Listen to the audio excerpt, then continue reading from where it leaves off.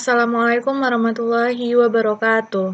Baik, saya Melani Safitri dari kelas PMT 6A akan menjelaskan materi vektor untuk memenuhi tugas akhir dari mata kuliah Multimedia Pembelajaran Matematika.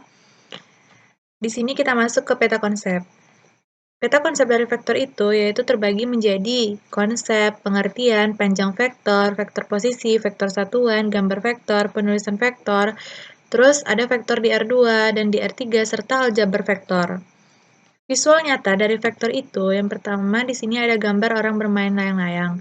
Konsep vektor terhadap orang yang sedang bermain layang-layang itu merupakan menunjukkan di situ ada konsep vektor yang mana arah layang-layang yang sedang terbang itu tidak lurus terhadap orang yang memegang tali layangan. Dengan demikian, orang dapat melihat layangan dengan jelas.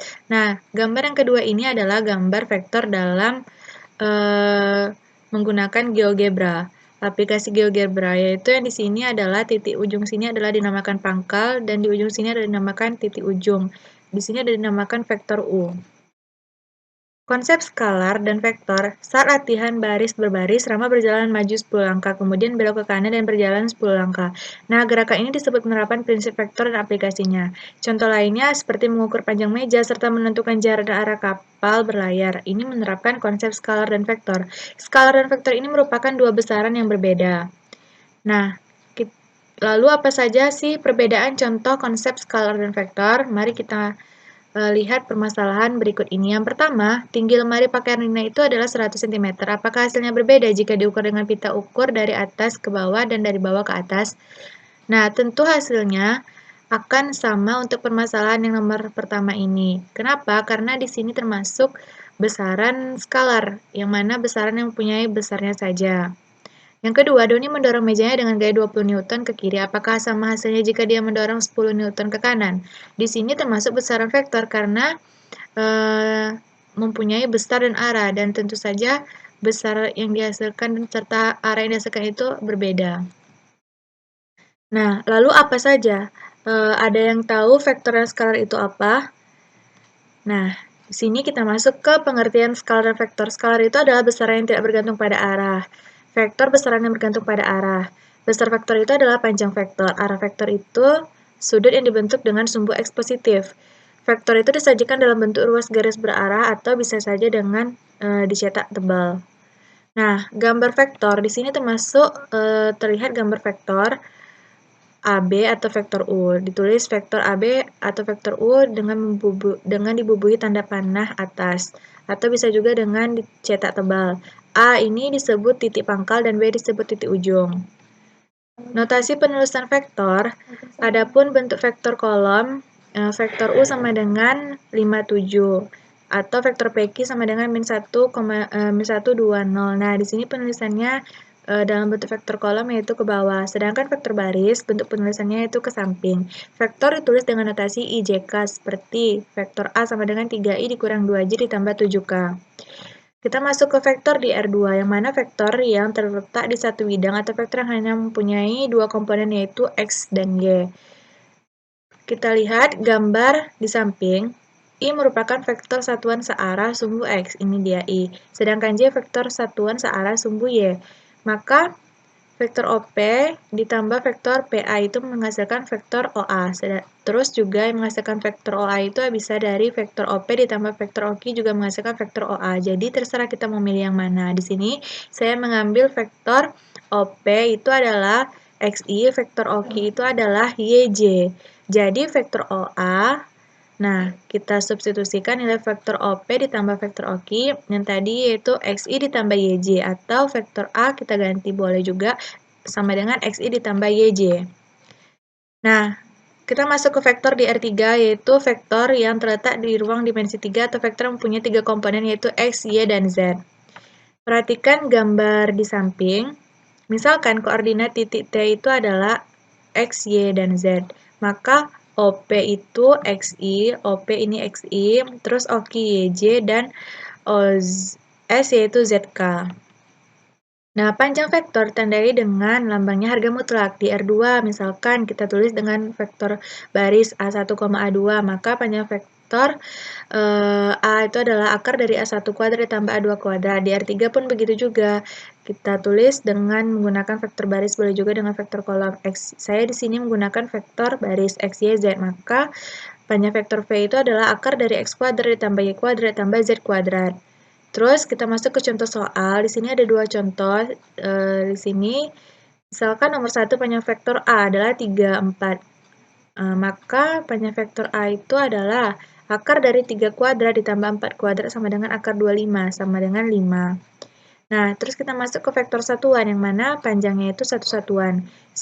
Vektor satuan ini searah sumbu X, Y, dan Z berturut-turut adalah I, J, dan K.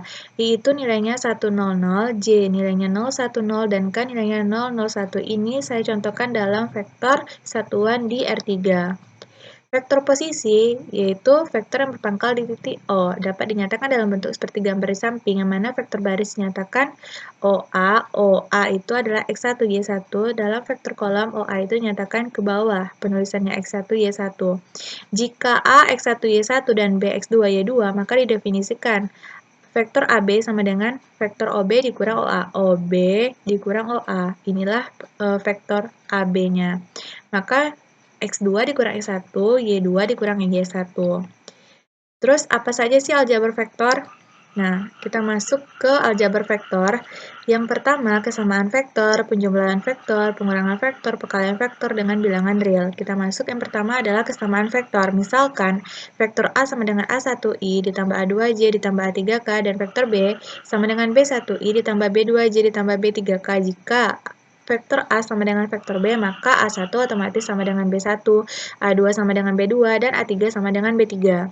Contoh soalnya, vektor A sama dengan I ditambah XJ dikurang 3K, dan vektor B dalam kurung X kurang Y, I dikurang 2J dikurang 3K. Jika A sama dengan B, maka X tambah Y sama dengan. Nah, karena itu tadi sama, berarti satu ini yang I untuk sama-sama I, karena di sini vektor A1 dan vektor B X kurang Y, kita jadikan persamaan 1.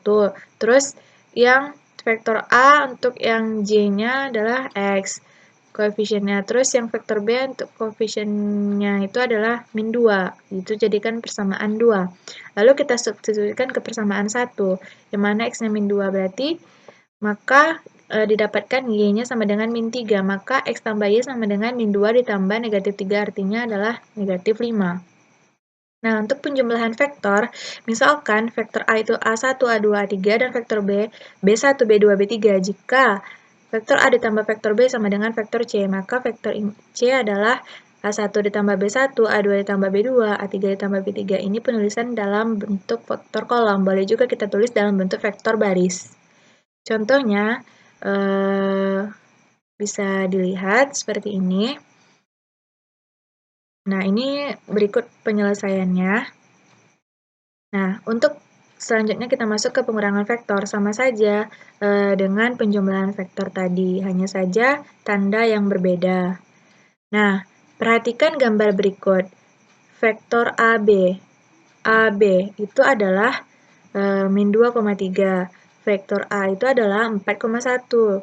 Vektor B itu adalah 2,4. Maka vektor AB itu didapat dari vektor B dikurang vektor A, yaitu hasilnya adalah min 2,3. Perhatikan gambar di samping. Nah, contoh soal bisa dilihat. Selanjutnya kita masuk ke perkalian vektor dengan bilangan real, yaitu M di sini adalah bilangan skalar dikali V searah dengan V jika M-nya lebih dari 0. M V berlawanan arah dengan V jika M lebih kecil dari 0. Yang ketiga, M dikali vektor V, yang mana vektor 0 jika M sama dengan 0. Sifat-sifat perkalian skalar dengan vektor, yaitu ada 4. Yang pertama, M ditambah N dikali vektor U sama dengan M vektor U ditambah N vektor U. Yang kedua, N dikali vektor U ditambah vektor V sama dengan M vektor U ditambah M vektor V. Yang ketiga, M dikali N dikali vektor U sama dengan M buka kurung N dikali vektor U. Dan yang keempat adalah 1 dikali vektor U sama dengan vektor U. Nah, cukup sekian penjelasan dari saya mengenai vektor. Mohon maaf atas segala kesalahan dan kekurangan. Wabillahi taufiq wal hidayah. Wassalamualaikum warahmatullahi wabarakatuh.